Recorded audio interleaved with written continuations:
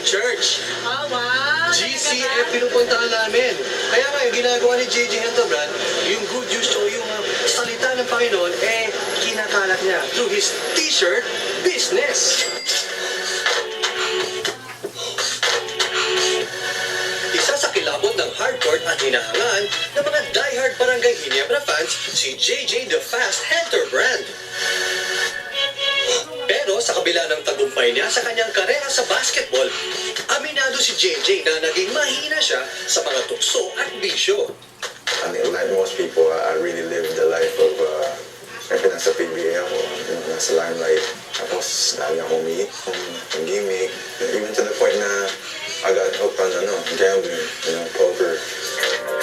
Hanggang isang pagsubok ang humamon sa kakayahan ni JJ. Ito ay nang magkaroon ng malubhang sakit ang kanyang anak.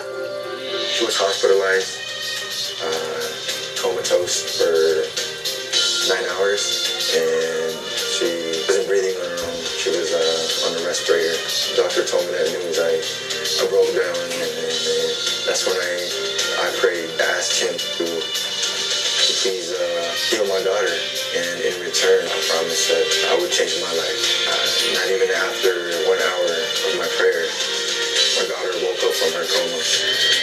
Ang pagsubok na ito ni JJ ang nagpabalik sa kanya sa Panginoon. At naging umpisa rin ang kanyang pagiging ganap na entrepreneur.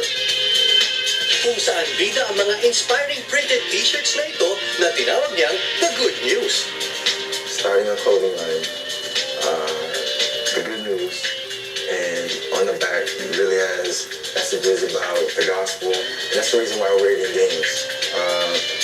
Most of the games, this is my warm-up shirt so that people can see that when we play out there, we play to glorify God, and everything that we try to do is to glorify Him, because everything comes from Him. So we gotta always give back and make sure that everyone knows that everything we have comes from Him.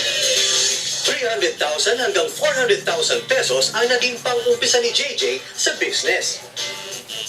At laking gulat niya, wala pang isang taon, bawi na niya ito.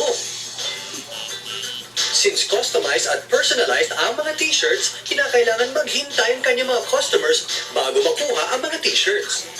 Even though my customers are very patient, I don't like them to wait a long period of time.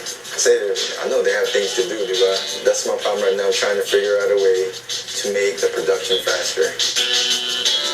Ang magandang balita sa mga verses ng Bible, kadalasang kinukuha ni JJ ang nakasulat sa t-shirts.